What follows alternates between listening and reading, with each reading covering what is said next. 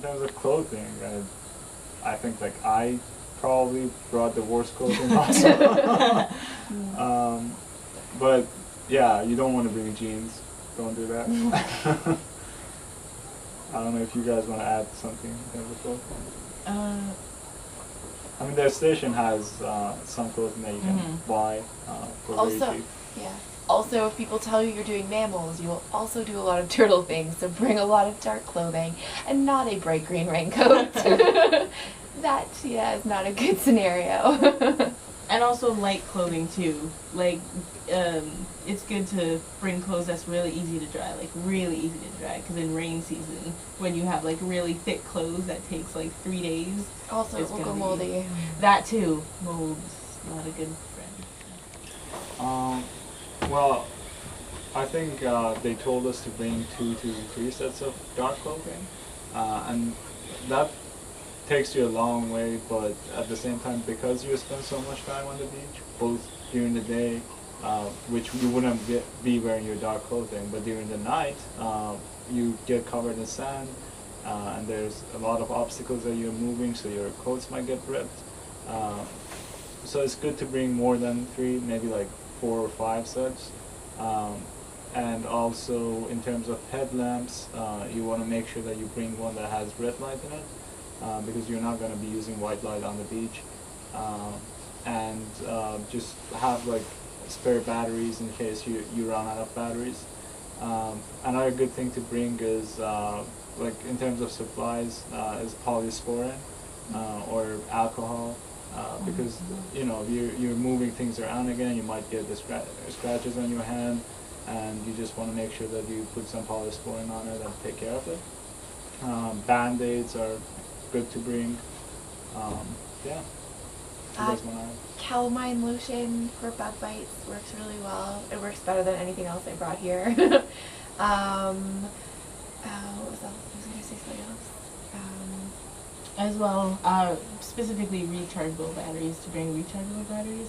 And also, what I found was I didn't really have to bring many pairs of dark pants. I just had to bring a lot of dark shirts, because those are what I tend to go through, especially when it rains in the night and then your shirt that you wore the night before is wet, like you can just put on a new one the next night. So for me, it was just mostly dark shirts, but also bring enough dark pants that are very good to wear and won't rip, like in my case.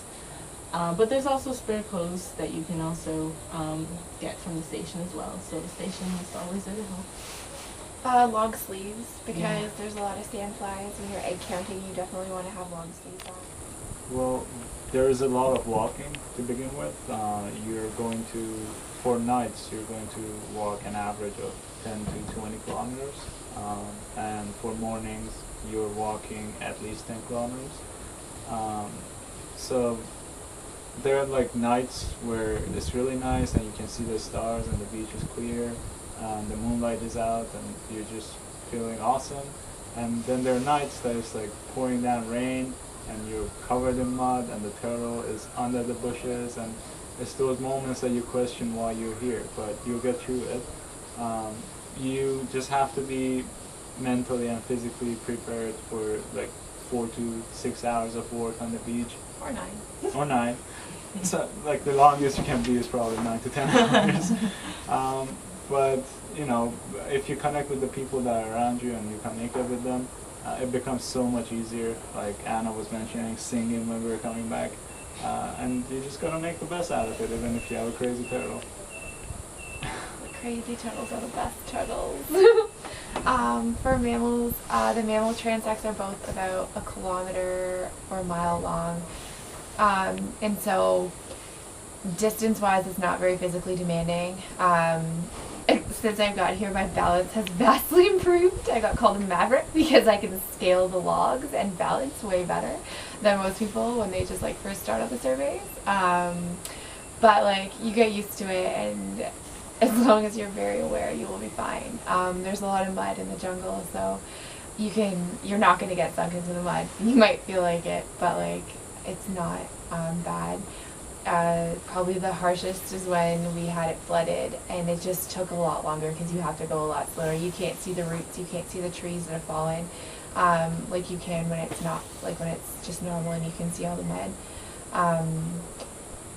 But yeah, it's not as physically demanding as like night patrols are, and it's not as long either.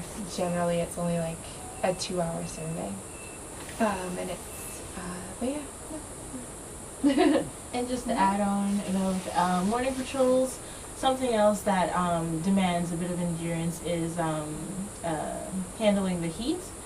Sometimes certain people, they can handle heat very well, and then other people can't handle heat as well. And so it's really key that you understand how much your body can take of the heat, and you try to cope with it and find ways in which to help yourself. Like with me, my body handles heat pretty well. Like this is my usual get up for the morning, except with short sleeves and with pants. But what I usually did was I like froze my water bottle the night before so that during the patrol it would melt, and so I would have like ice cold water instead of just room temperature water, which would eventually get hot as we were walking out there.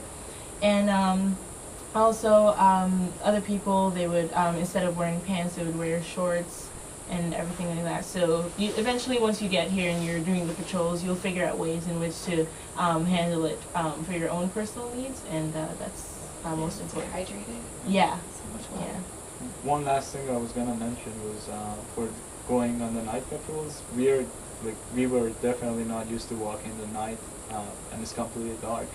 And I think you get used to it very quickly, but just like the first few nights, you're shocked by how dark it is. So be prepared for that as well. Also take naps. Always have a nap before patrol, because Yeah. you don't know how long you'll be out there for. Could be it's like a mixed bag. You never know what you're gonna get. Or like if you're on first patrol and you feel like you have enough energy, then it's Quiet sometimes time. better. Yeah, quiet time. But sometimes it's better not to take a nap in case like you get like that weird semi-conscious feeling. But Just yeah. relax, yeah. Yeah, just breathe.